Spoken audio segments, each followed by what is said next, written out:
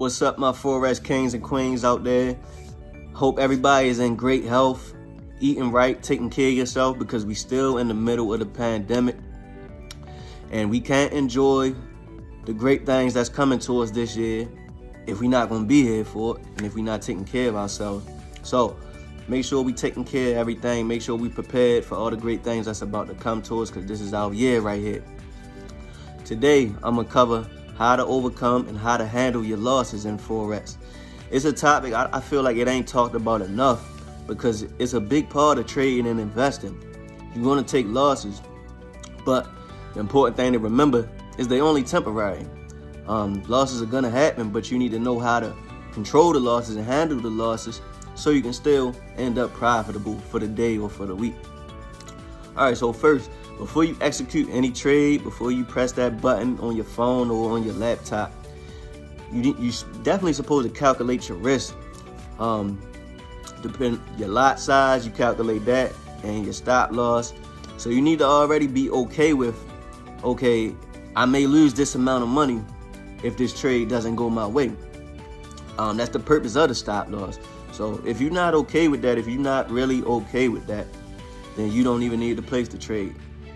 All right, so let's get into once you actually place the trade and your stop loss gets hit. So what's the first thing that may happen, especially when you're new? You get a little emotional, you feel some rage, you want revenge, you want to get back at the markets, you want to get that money right back. My best advice to you, walk away from your phone, walk away from your computer, take your eyes off of it. Whether it be 30 minutes or a couple hours, you need to get away from it, because once you get locked into that rage and get emotional, you start doing some wild things. And these are all things that I've gone through myself, and I can speak on personally. So I know a lot of other people have gone through the same things. We all go through it.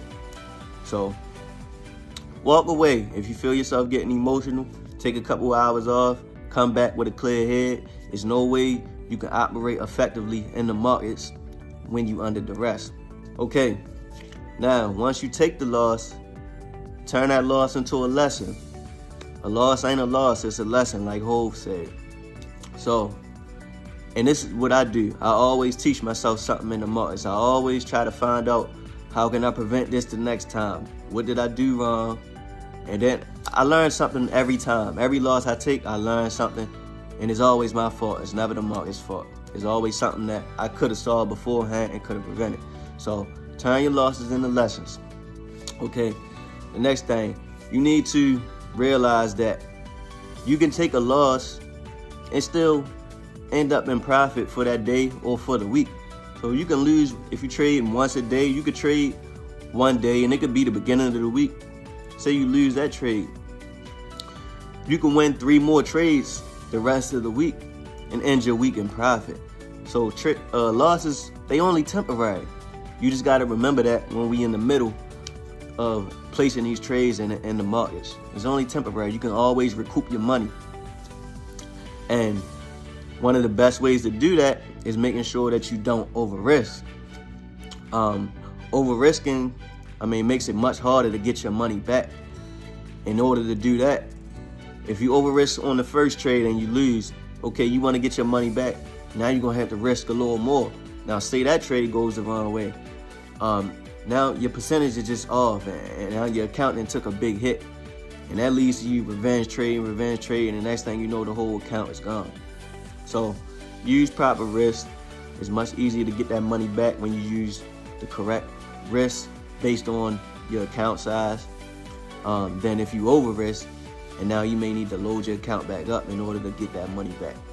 And also, make sure you writing down and journaling what you're doing in your markets. Journal your trades so you can track your progress, and you can go back, use it as notes that you can learn from, and that way you can prevent it the next time. And lastly, because really that's pretty much it. Lastly, all you got to do is just accept that they are part of trading, they are a part of investing, but you learn how to control them. You don't over risk, control your emotions, don't revenge trade.